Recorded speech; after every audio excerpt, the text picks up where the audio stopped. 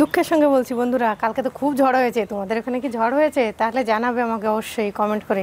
আমাদের ঝড় হয়ে কি ক্ষতি হয়েছে আমি তোমাদের সঙ্গে সেটাই দেখাচ্ছি। দেখো আমাদের সুপারি গাছটা কত মোটা, সুপারি সমেত, গাছ সমেত ভেঙে পড়ে গেছে।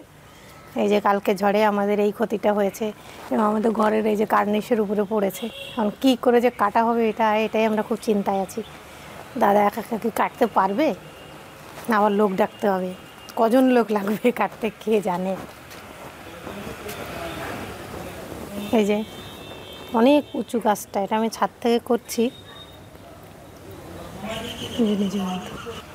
আশেপাশে আমার অনেক সুপারি গাছ আছে, দেখো সরু আছে, আরও মোটা গাছ আছে। ও সব থেকে মোটা এই গাছটা ছিল, আর সেই গাছটার পরেই আমার ভেঙেছে। মানে ঝড় সব এর উপর দিয়েই গেছে। অনেক মোটা সোটা তো ও রক্ষা করেছে সবাইকে, সেই জন্য ওই নিজে ভেঙে নিজের প্রাণ দিয়ে সবাইকে বাঁচিয়েছে। সৈনিক আর কি ও আমাদের বাড়ির। এই সুপারির পাতাও ওই যে ছাদে এসে পড়েছে। গাছটা অনেক সুপারি আছে, সুপারি সমেত ওই যে গাছটা উপরে পড়েছে।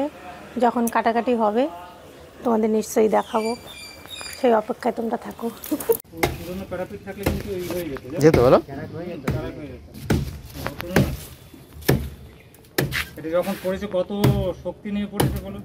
তা তো পড়েছে, উপরে বলে টের পাইনি আমরা, নিচের হলে গুদুম করে আওয়াজ পেতাম। আর তারপরে ঝড়ে ধুম ধাক্কা, এই চারিদিকে আওয়াজ হচ্ছে হু শ্বাস করে। এটা পায় না পরে দেখবা, এদিকে টেনে রাখি, তোমার পায়ে পড়বে না।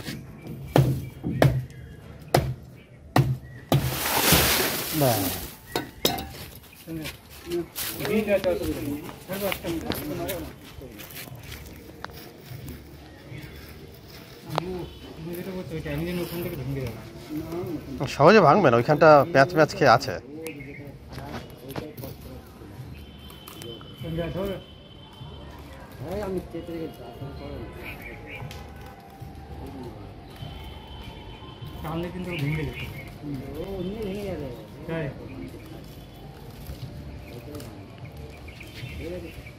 ছাদ এবার নিচে নেবে, এদিকে টানলেও মনে হয় ভেঙে যেতে পারে।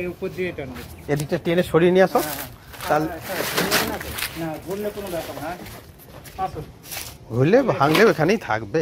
ওরকম ভাবে ই করলে তলা দিয়ে ই করলে ভালো হতো। এই নিচে নিচে দিয়ে রাখার দরকার নেই তো, ওটা টেনে উপর দিয়ে হাইট ধাপাম করে পড়বে। তাহলে মুখে টুকে লাগবে। তুমি আসলে দিকে যদি পড়ে যায় মাথা উঠে গেলে স্প্রিং, ওটা ভয়। এটা প্যারাপিটে পড়লে কিছু হবে না। প্যারাপিট 10 ইঞ্চি আছে। এইখানে ধর না, ওইদিকে যাবে না, এইদিকে তো বাটা চিড়ে রয়েছে।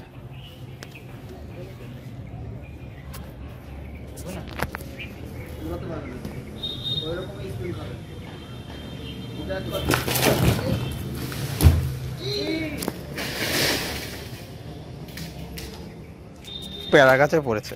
তোমাদের